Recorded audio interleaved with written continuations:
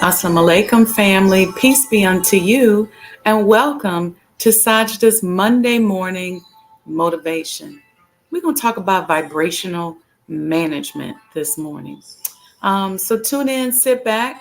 I got me some good old Rooibos chai, homemade, and like, subscribe, check out these commercials, and we'll be right back.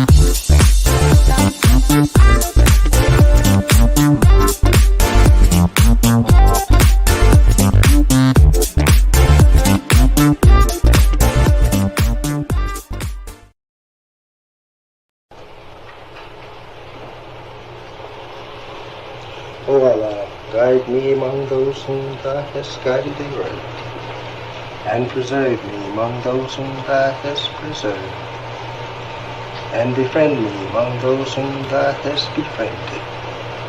Bless me in whatsoever Thou dost grant me, and deliver me from the evil of what Thou hast judged. Surely Thou judgest, and none can judge against Thee, and he whom Thou befriendest is not disgraced. Blessed art Thou, O Lord, and exalted be Thee above what they set up besides Thee. I bear witness, nothing deserves to be served besides Thee, and I bear witness that Muhammad is Thy servant and apostle. Amen.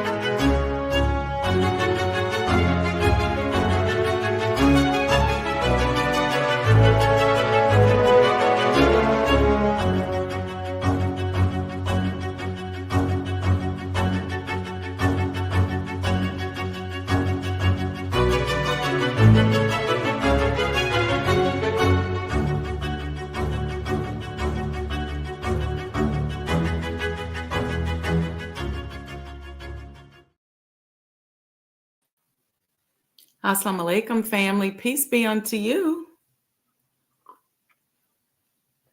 Welcome to the Sajdah Monday morning motivation. Welcome, welcome, welcome. I hope you all had a good weekend. I hope you took care of yourself over the weekend. I hope you took some time to invest in yourself over the weekend. If you didn't, it's not too late to still do it. So make sure that you go out there and do that. Wow. I had some interesting questions, some interesting things in my spirit this morning that kind of stayed there for a while. You know, one thing I was thinking about very heavily over the weekend was, how does a person know if they are stuck on a vibrational hamster wheel? Are they stuck? How do they know? And it's a matter of checking in with yourself and checking to see how you feel. But some people don't spend time. Some of us don't spend time going to the essence of how we feel. And so we use deceptive intelligence to project an image or how we feel. But a wise person can look at us and tell that we're vibrating on a very low frequency. And how do you know if you're doing that? Let's say you go to your 10-year reunion, college reunion, or you see people you haven't seen in 20 years, 25 years. And if you're the one who's still mad over something that happened 20 years ago, then you have not done the work on yourself. You should be so busy working on yourself, improving, developing yourself. And if you are there and you're really working on healing and improving yourself, you probably won't even, you shouldn't even remember much about that person, because if you started healing, you probably dismiss them, nor do you even remember what their problem is. And you don't really realize that to a wise person, you look dumb, you look unevolved. I won't say dumb, you just look unevolved, you just look like you haven't moved on. But when your focus is on a system, or trying to obtain things, or trying to move in a certain direction so that people will think something about you, when you're building a life filled with things that are inauthentic to you, then you never move through or move past places where you were emotionally stuck, or places where somebody did something to you. You can't get past it. You're stuck there. And so when a person sees you 20 years from now, 25 years from now, and if you're still there, then you got some work to do. We got some work to do if that's where, where we still are. And I'm not talking about being triggered. I'm talking about when you still are there and it's vivid and it's a vivid emotion, then you got some healing to do. You got some work to do. So let's work on ourselves and not allow ourselves to be stuck on an emotional hamster wheel where we are regurgitating trauma. In other words, negative events or negative things that happened to us that had a negative impact on us. We're making a God out of it because we've replaced that trauma. We've replaced God with that trauma. That's deep right there. You took that thing that happened to you, that person that offended you, right or wrong, whether you're right or wrong, and you made that a God besides Allah. How do we know that you did that? How do we know that you're a polytheist and you replace God with things and circumstances? Because when you're growing and developing, the work is so involved and it's so deep that sometimes you don't even recognize people from many years ago. Sometimes if you do, you remember them, but you don't even remember much about them, or you don't even remember what happened, what the situation was. So if you catch yourself and you're there, it's no shade, but you got to do some work. You got to go deep, and you got to put some work in on yourself. If you are busy focusing on how do I build, how do I develop, how do I make sure that I don't put myself in a situation where that thing that I began to make a God doesn't happen to me again, then that whole evolutionary process, God will have you so busy. See, this is how his mercy and his grace works. When you have mercy and grace, he have you so busy working on so many things that you have to figure out who you got to be in order to get these things done. And the stuff that you went through, or the things that happened to you, or the person that made you mad, or the person that hurt your feelings, becomes a non-factor and almost irrelevant. And you literally can see them and not have a issue or a reaction. Not even think in your mind, like, let me figure out how to insult them. Let me figure out how to make sure they know that I don't like them. A wise person is looking like, oh, baby, please grow. Because when you allow things to regurgitate in your mind like that over and over again, you start to go insane. See, now that wise person knows you're crazy, knows that, and I don't mean that in a negative way, because we can allow things to make us go crazy, but you're going to be crazy if you're feeding on that negativity for that many years. You shouldn't even remember it. You probably should damn near hardly not even recognize the person, like, oh, hey. Because if you are nursing on God and nursing on that relationship and looking for God in everything and developing that, then that mercy, that grace is so beautiful, because you won't even remember that stuff. You won't even remember it. Yeah, that's when people become manic. You're right, Sister Monica. Manic behaviors. And you can look at a person, and if they're still there, then you better know that they're probably manic. They're probably some form of mental illness there, because Allah has a way of healing, and his grace and mercy is so powerful. But, somebody asked me, it tied into somebody asking me a question last week. They said, why is it that I just struggle with manifesting what I want? And I said, it's real simple. And I said, and I don't mean to trivialize it, because it can be hard in practice, but it's very simple in theory. And here's a simple theory. You've replaced God with something. If you replace God with another person, then you're going to have a difficult time manifesting, because that person has become and has received more focus than God. But what did you replace God with? That's what I asked the person. It was a sister. I said, sis, what did you replace God with? Was it your husband?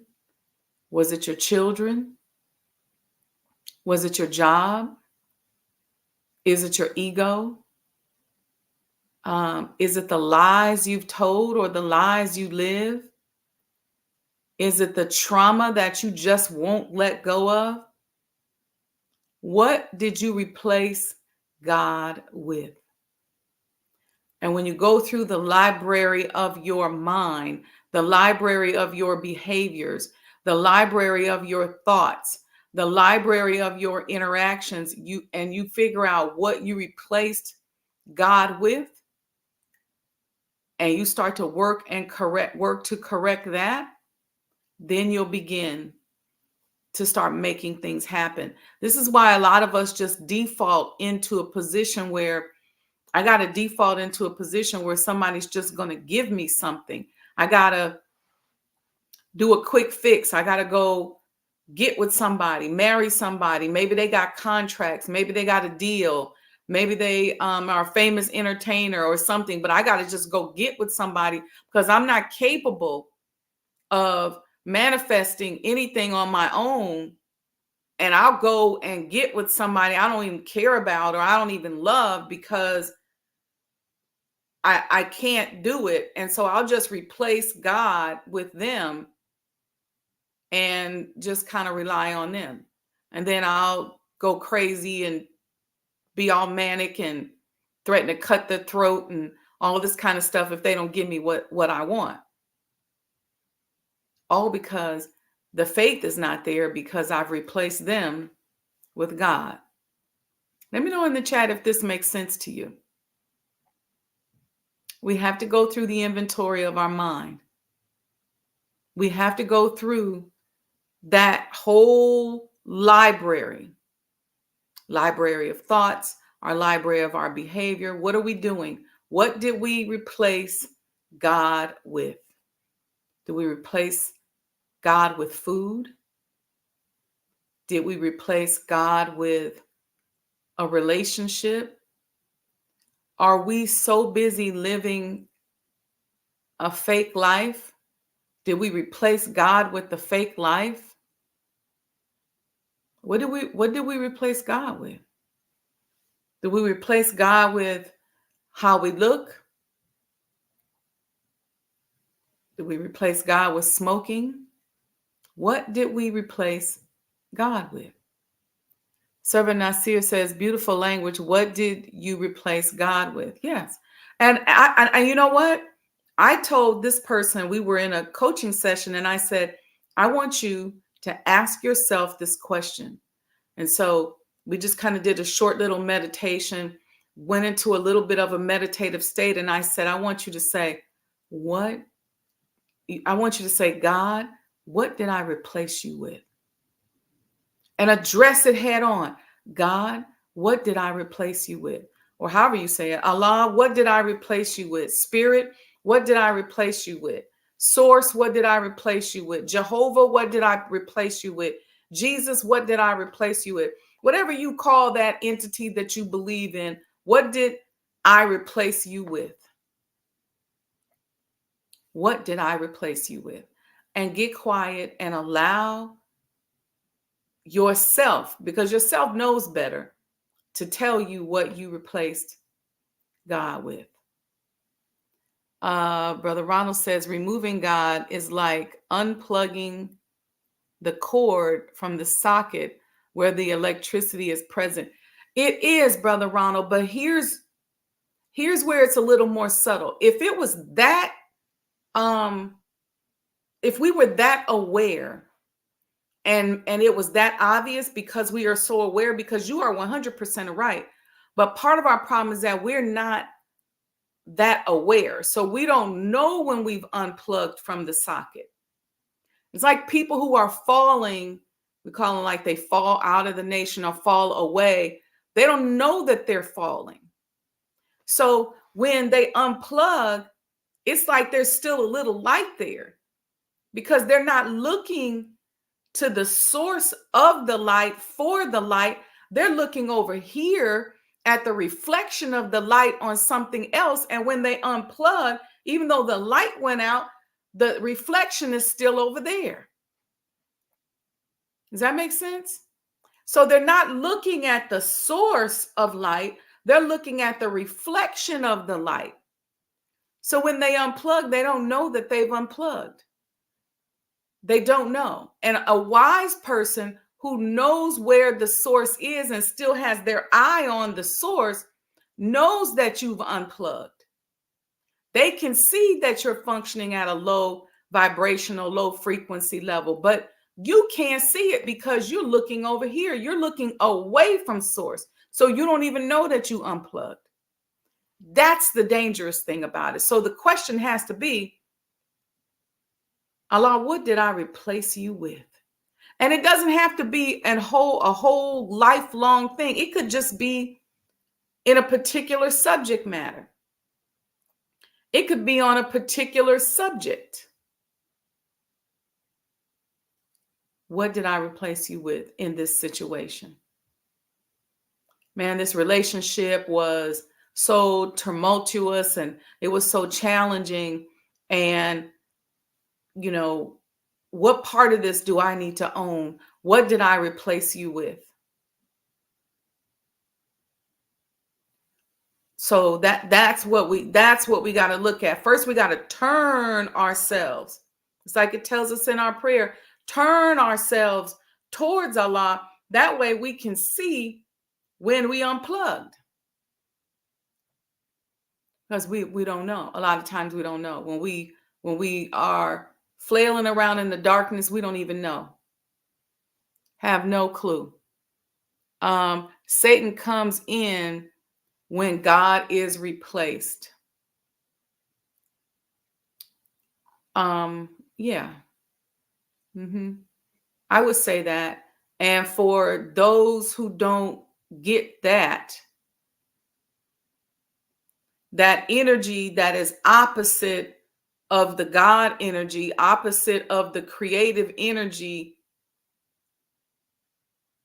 when you start to move away from that and focus again on that opposite energy, when you start moving away from the power source and focusing on the opposite energy, then that is a deviant energy. That is going to be a satanic energy. And that is the energy that's going to make you manic.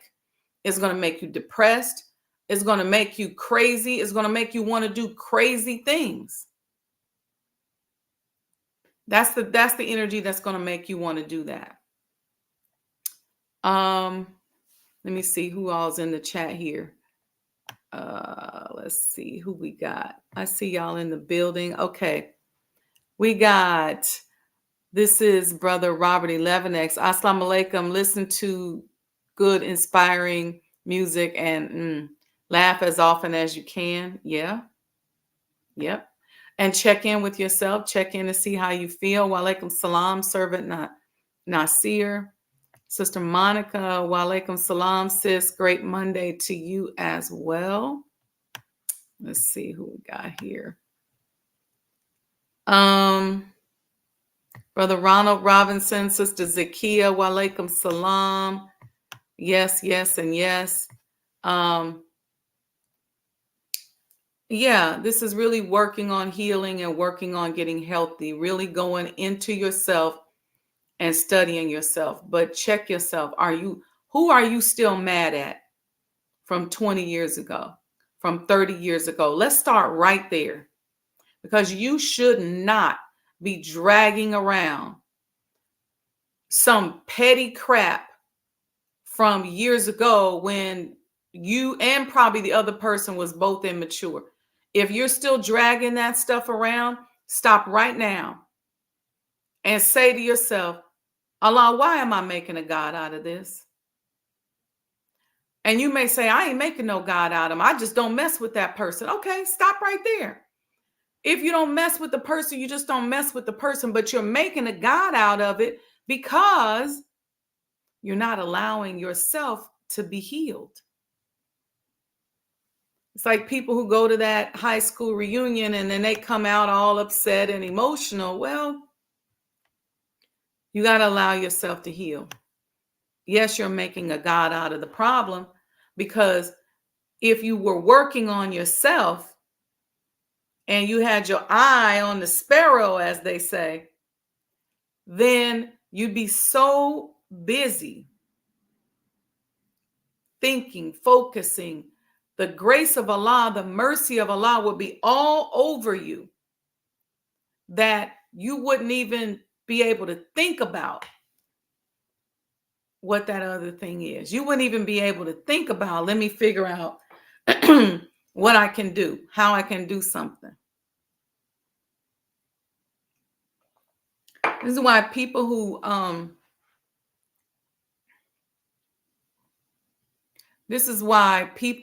are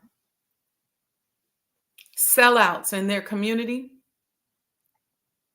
who are plants for the enemy, who are haters, they don't have any reasoning power. They can't get past stuff because they've replaced God with whatever and whomever they're working for and working with. And it's a dangerous place to be, because that God that you created besides Allah can't stop you from going crazy, can't stop you from barking at the moon. That person that sent you off on a mission to do something crazy or got you hating on somebody else can't stop you from walking upside down on your head down the street. Cannot stop you from being manic.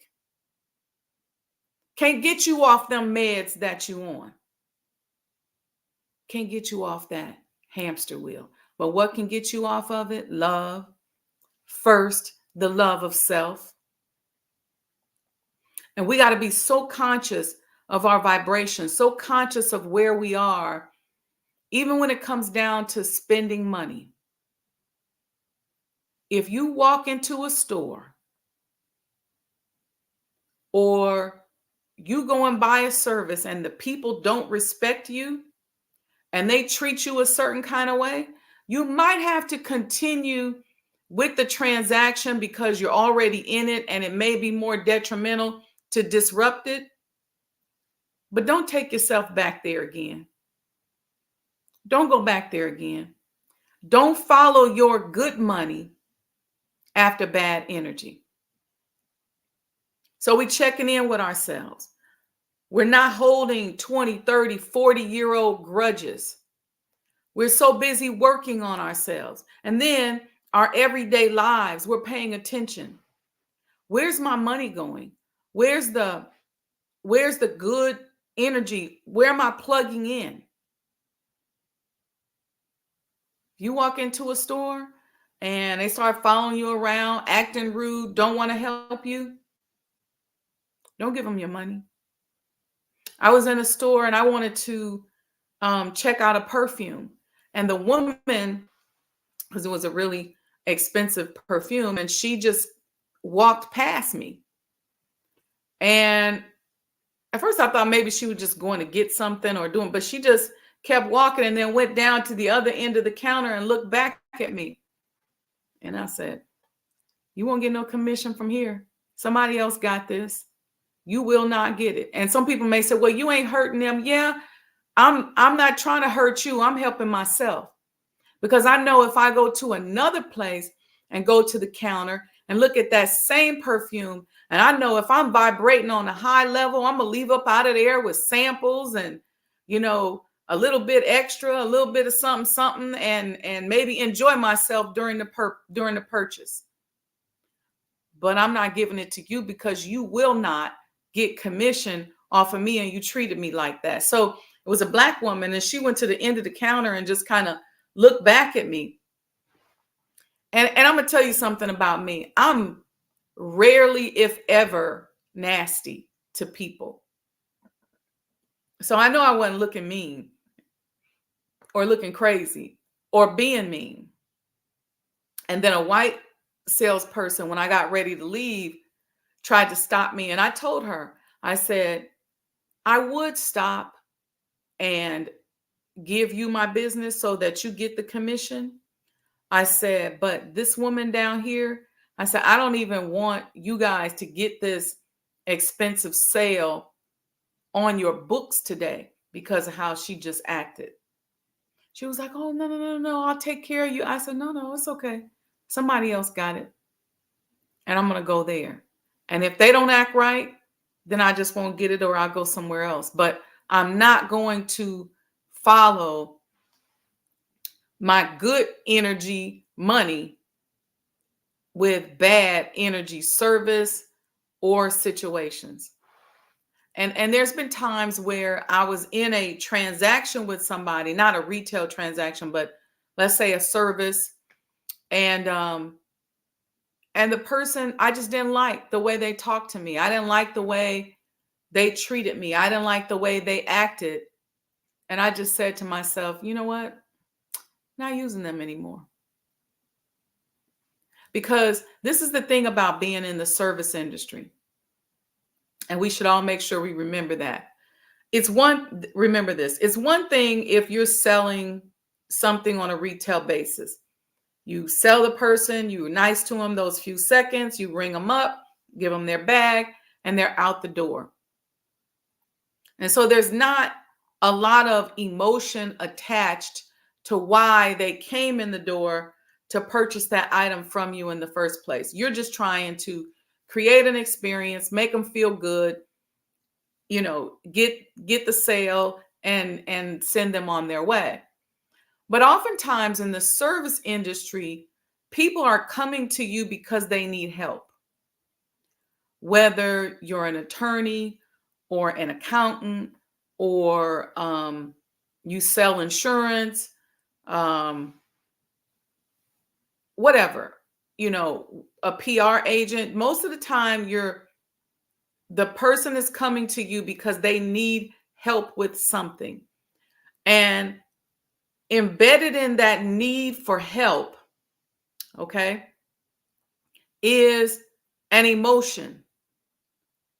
And generally that need for help will also ignite some insecurities, because nobody likes to just, feel like they're helpless and like they don't have a choice but to, deal with you and you got an attitude or whatever. So when you're in the service industry, it's very important that you honor your fiduciary relationship with them by at least being supportive and being nice. If you can't be nice to a person who has come to you in need and is desirous of your services, then you don't deserve that person's business. That's like needing a divorce attorney and you're already going through emotional turmoil, and that divorce attorney treating you worse than the person you're divorcing. Don't go back to that person. You might be in the middle of it. You might be like, you know what, we only got one more court date and then we settling, so I can't just walk away. You may have to go through with the transaction. Could be a real estate transaction, could be something like that. But you feel like, okay, I got to go on and go through with it. But you got to think twice. You should think twice before you go back to that person if dealing with them made you feel bad about the situation that you came to get help from. It's a real wise thing we should begin to think about, especially for us as Black people, because it gets so hard to dissect. Some of us go through so much, or when we're in need, all these other isms come up, right? Racism, sexism, all of these things come up, religious discrimination. When we're in need, when people see you're weak and you're down, and especially if you don't have any money or you have limited resources, then people tend to criminalize that. And everybody tries to be a predator and pounce on it so they could get an extra dollar here, an extra dollar there. So by the time you come to that service provider that from whom you're seeking their assistance, you may really be challenged in terms of dissecting like what's what and who's who at this point. You just know, I need somebody to help me get up out of this because I don't know what I'm going to do. You want to be spiritually aware enough so that you pay attention to how that service provider is treating you. Because for service providers, the business is all a referral business.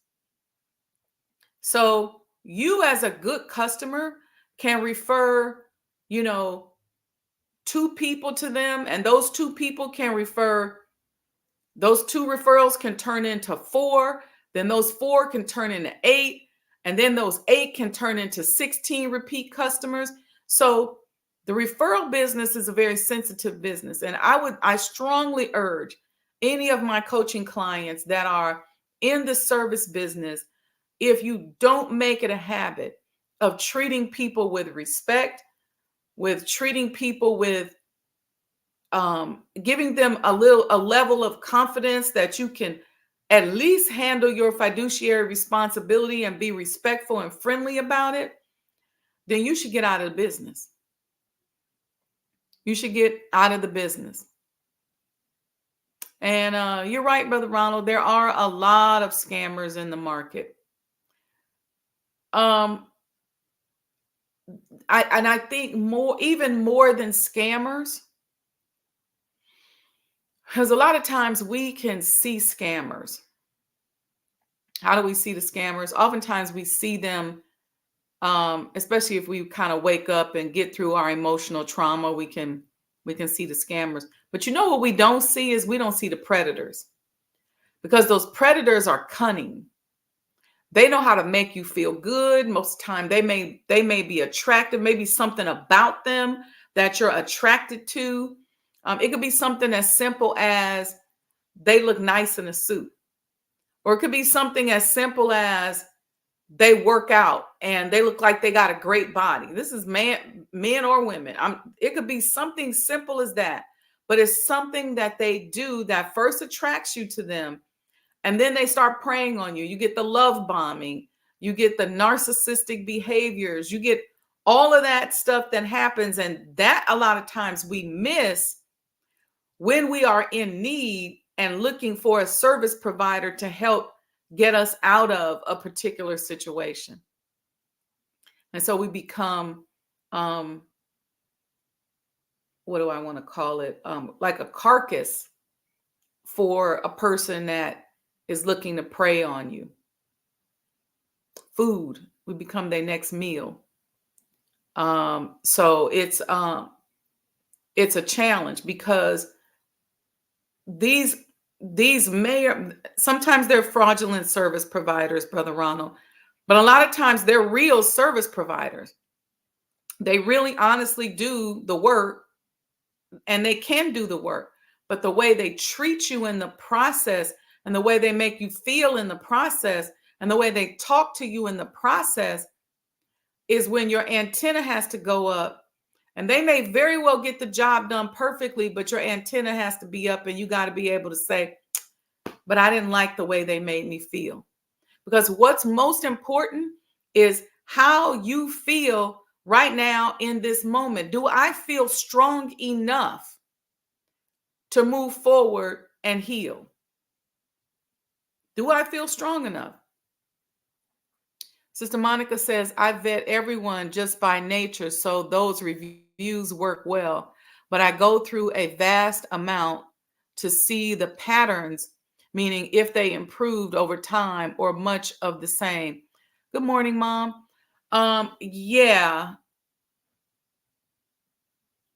So let me make this clearer, because I may not be making this clear based on a couple of y'all's comments.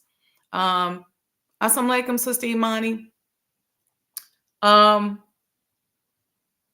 not necessarily talking about the quality of the service that the person provides you. They may provide an excellent quality of service. And I think sometimes we are so accustomed to ignoring the emotional side or how we feel that all we care about is, did they do a good job? And what I'm saying is, I want us to care beyond the service. Okay? If let's use our divorce attorney. Let's say somebody's going through a divorce and they've had a rough time and they are just in a really low vibrational, weakened state. And they contact a divorce attorney. And the divorce attorney is a legitimate attorney, does a great job, but they treat you like shit. They talk to you poorly. They use a disrespectful tone when they're talking to you. They're just not nice. They don't make you feel comfortable or comforted. What I'm saying is those situations is where you should be reevaluating whether or not you want to go back to that person or not. Those situations. Because we are, like I said, we're so used to going, it's okay. They act crazy, but they food's still good. It's no such thing as isolating the two. If you got that divorce attorney and that divorce attorney in your mind that seems to be doing a good job because maybe they got you the amount of money, maybe you wanted a certain amount a month, maybe you wanted a settlement, maybe you wanted certain things, and they treated you like crap, they talked down to you, they had a very aggressive and nasty tone every time you called them, but they got you what they wanted. What they got you is not separate from the emotions of how you felt. The vibration is not separate. Because 9 times out of 10, in your emotional state, you may have asked for what was lining up with your frequency at that time. But what you could have gotten was more. But that person didn't fight to get you more because they was just trying to satisfy your needs, your desires, your requests, get your money and get up out of there. And they didn't have the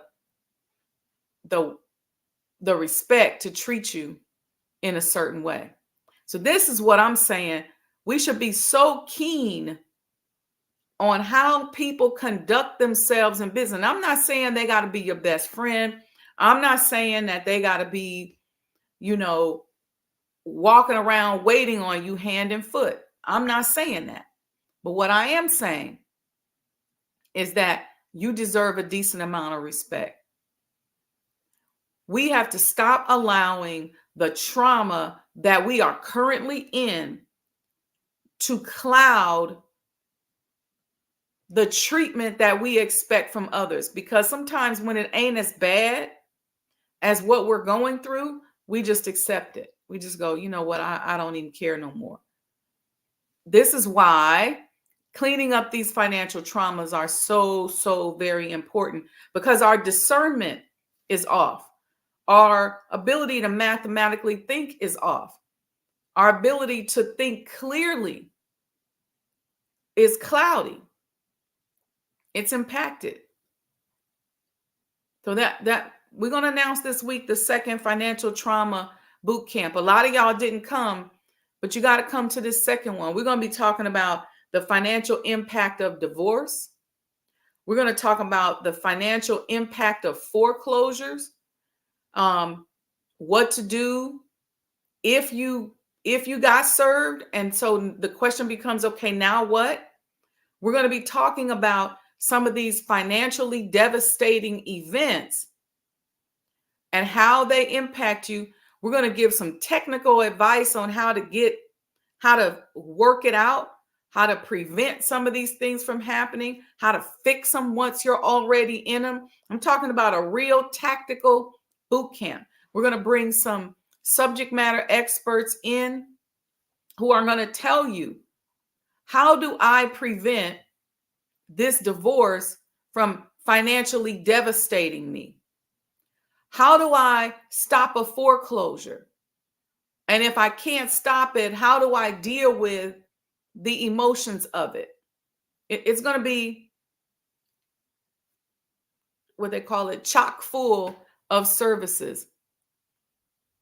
And Sister Monica said, oh, yes, ma'am, I get it. I have a friend who owns a coffee shop, and I am always sending and bringing customers.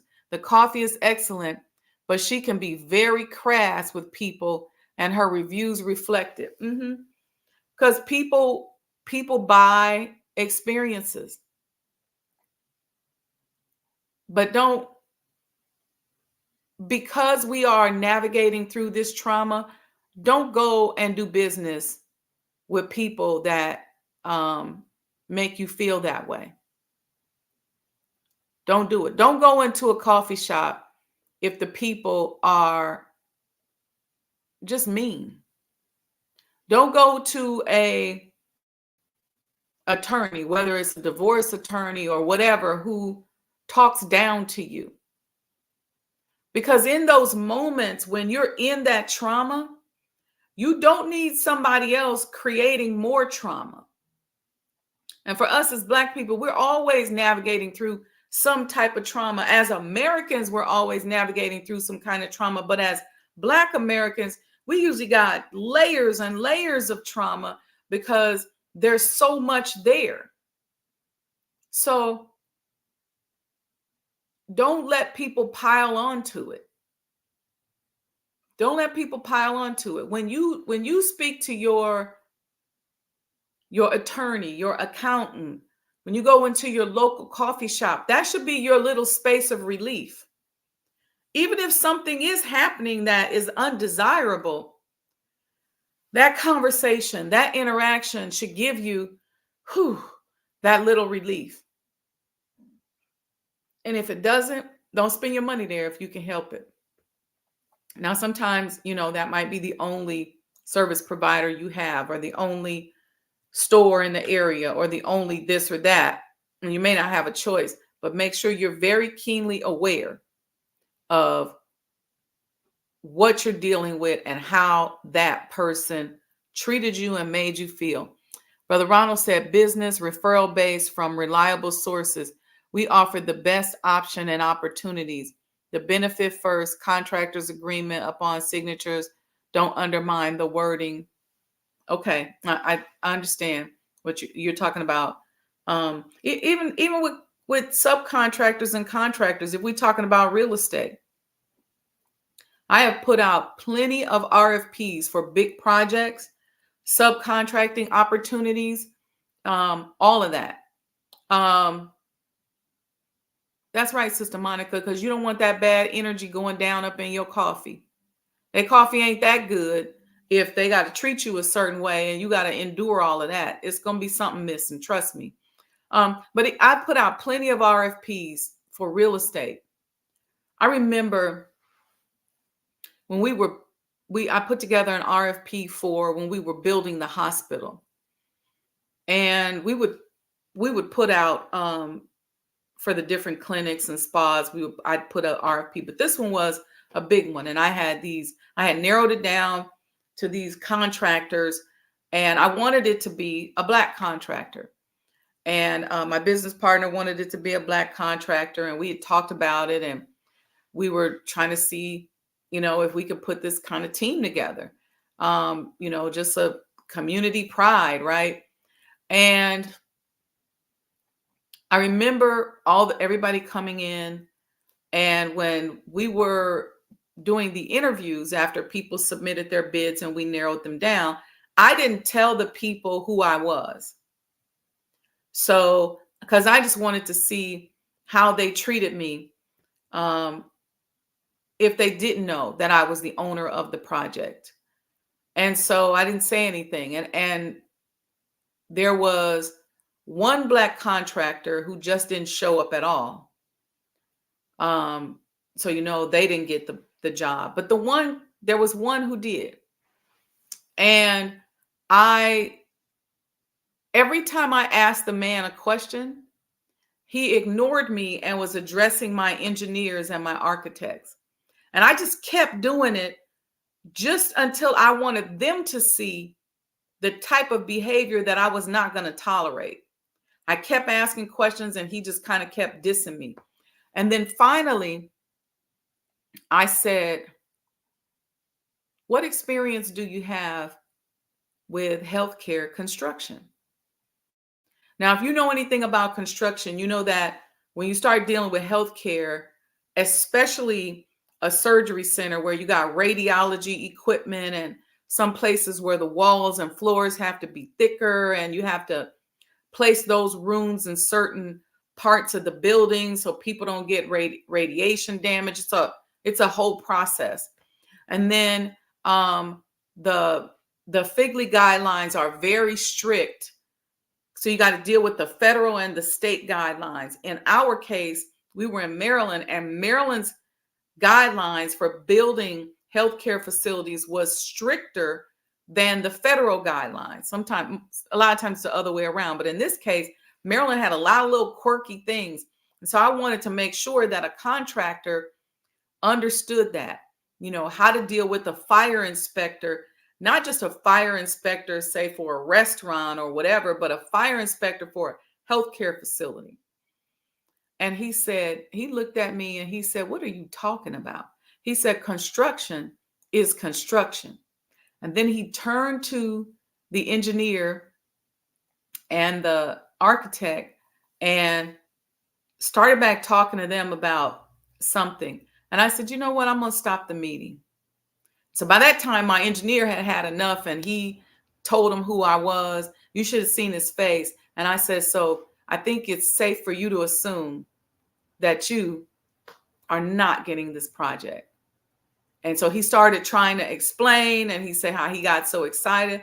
I said, "No, you can pack your things and you and your team can leave." And I dismissed them. And the reason why I did that was because not only did I want my team to understand how I wanted to teach my team how to treat me, but I was not going to sit through another minute of somebody who was attempting to discredit me.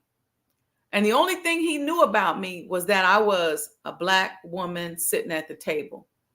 And I don't know if it was the Black or the woman, whichever one it was, but whatever it was making him outwardly disrespect me. So those are the kind of things that I want us to pay attention, because oftentimes, even when we're in corporate, we don't get to make those types of decisions with that level of granular analysis, because oftentimes in corporate, we got a checklist, we got to pick who the company kind of wants us to pick, and we end up being on a team with people we don't really like or vendors we ain't really feeling. But in your business, make sure that you got a good vibration, because I already knew, I said, if you can come to a meeting that I put together for an RFP for a project that I own in a space that I rented, because we rented like a generic space. We didn't even have it come to the offices. We didn't want people to know. And treat me like that. Imagine how you're going to treat me on the project. And I was like, you ain't getting it. It's a relationship. So I'm going to get out of here, y'all. But this is what I want us to remember from today. If you find yourself struggling and you're not making progress, stop for a moment and ask yourself, what did I replace God with? And if you still can't get an answer, ask God, what did I replace you with?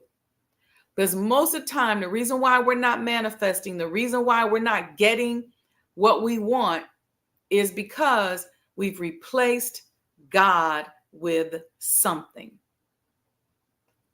Okay? So all of us don't like Black women in leadership making. So, some of us, he's saying, don't like Black women in leadership making decisions. Yeah, it's real. But as a Black woman, when I am in a leadership position, I have to tease that out, because I've learned enough through experience that if I let you stay on the team, it's just going to be a nightmare for me. And then I'm not going to enjoy the process, and I'm not going to get an opportunity to be in the right creative space and functioning in the right frequency zone so that I can take this project to the next level. So it's unfair for the other people who come to the project and help to create the right environment for me to allow you to be on the project, and you're disrupting the environment that we're trying to create, because all of a sudden we're going to find where we're not going to have the successes that we think that we should have. So smart move. Thank you. Ask yourself, what did I replace God? Yeah. What did I replace God with? And if you are one of these people holding 10-year, 20-year, 25-year-old grudges, then you got to ask yourself, where do I need to grow and heal so that I'm so busy working on myself and enjoying the blessings that I have that I don't even remember this person. This person should become so insignificant that you can just move right on past them, speak, and keep it moving, and have to really go in and jog your memory and say, oh yeah, I do kind of remember that. But you should be so busy with your blessings that you ain't got time for no 10-year, 20-year, 25-year-old, because all you're doing is telling a wise person what frequency you on and what grid you're plugged into. They can spot it because you still got fresh energy for something old that you really shouldn't even remember. You should be so busy managing all the blessings that you have. Everyone, please share. Thank you so much. Thank you for reminding everyone to share. And thank you, Servant Nasir, for mentioning that the boot camp was powerful. I am working to make this next one even more powerful, and even more life-changing. Like I said, we're going to talk about financial trauma in general.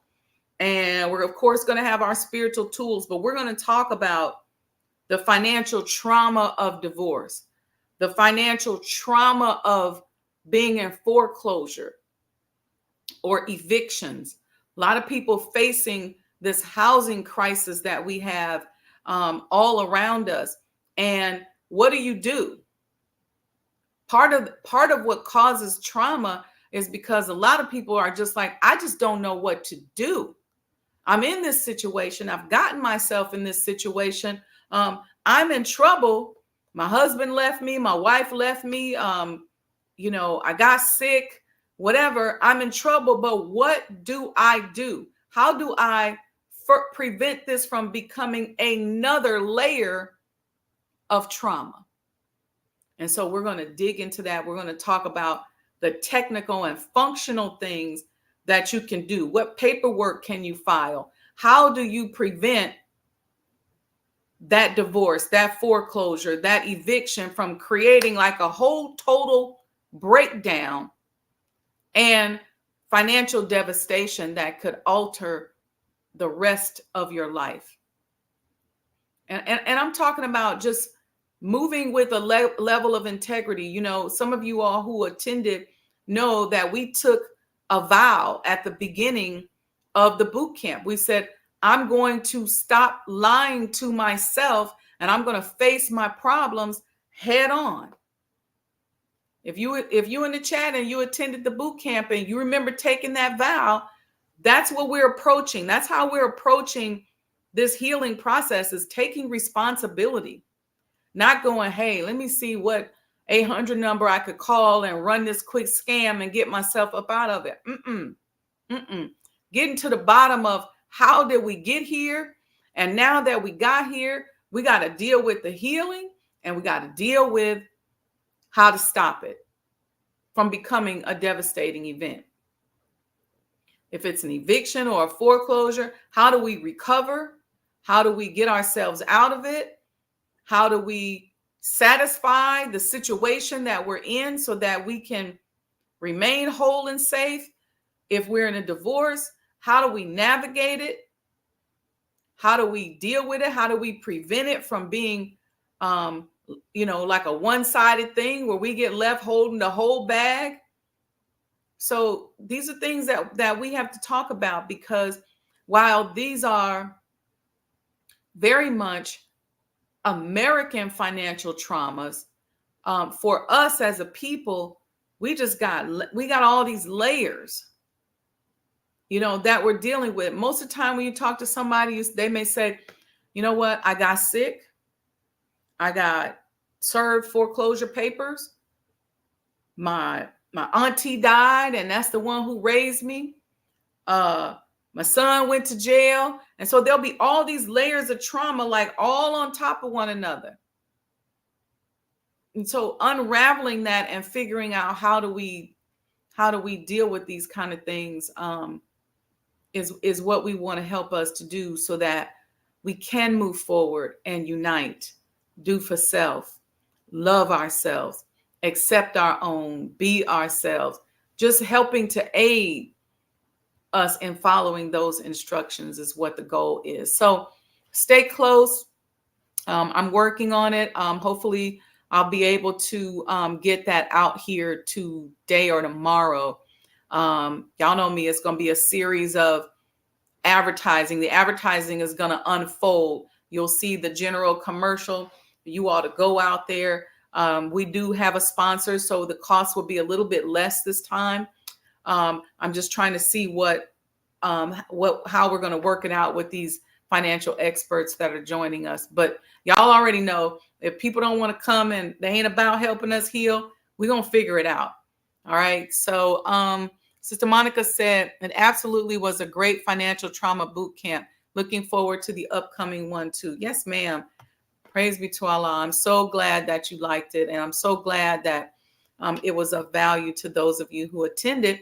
And God willing, more of you will attend next time. So just stay tuned. We'll be here tomorrow morning for the State of Black Business. We're going to continue we're going to continue our series on corporate governance. And I think tomorrow we're going to talk about risk mitigation. It's one of the pillars of corporate governance. All right. Okay. Peace and blessings, family. Love you all. Make it a good Monday. Make sure that we're asking ourselves a question. If there's anything we're stuck with or stuck on or stuck and just can't seem to move the needle, we got to ask ourselves, what did I replace God with in this situation? Was it the problem? Was it the man? Was it the food? What did I replace God with?